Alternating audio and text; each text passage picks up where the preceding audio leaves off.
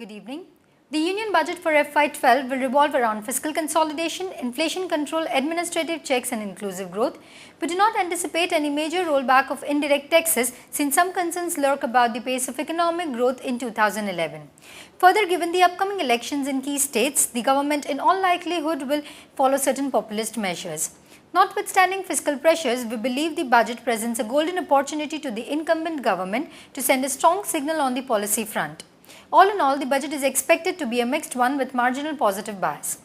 Inflation pressure is resulting in low-income groups from spending a bigger share of their wallets on food and other basic necessities. The government will look to appease this class of people, especially with key states going into elections soon.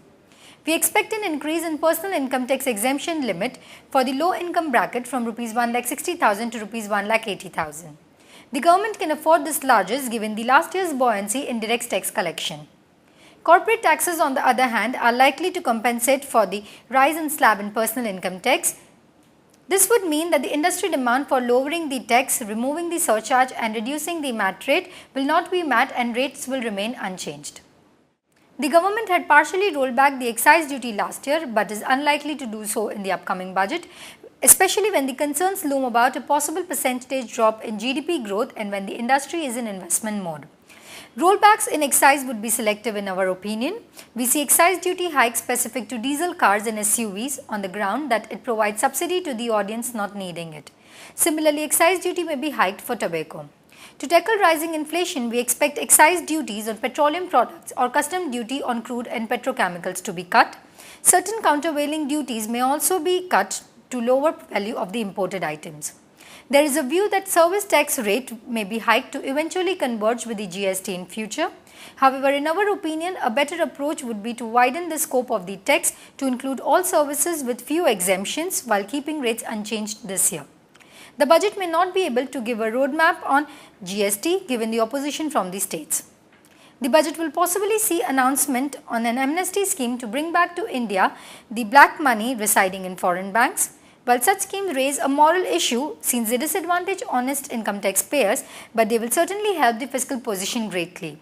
Even if the minister gives it a miss, there is a strong possibility that the scheme is introduced during the course of the year and add to the revenues in 2012.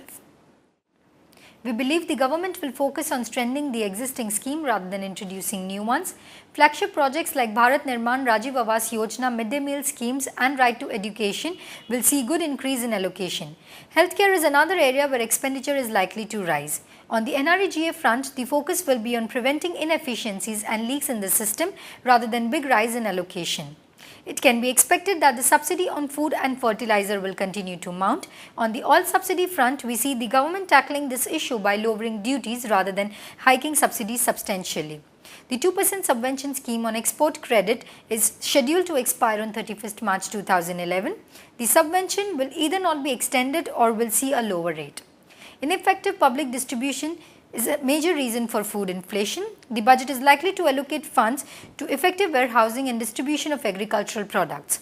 Administrative controls are also expected to put in place to check on hoardings of any produce. Common markets for agricultural products and reduction in mandi taxes are areas which could be addressed. We also expect allocation for irrigation to rise meaningfully. The government will partly attempt to resolve funding constraints in infrastructure. Funding problems have resulted in slowdown in order flows in last 6 to 8 quarters. Capex uptick is must to sustain the growth rate in GDP. One way to channelize money flow into power segment, which accounts for a chunk in infra capex, is to remove withholding tax on overseas investment.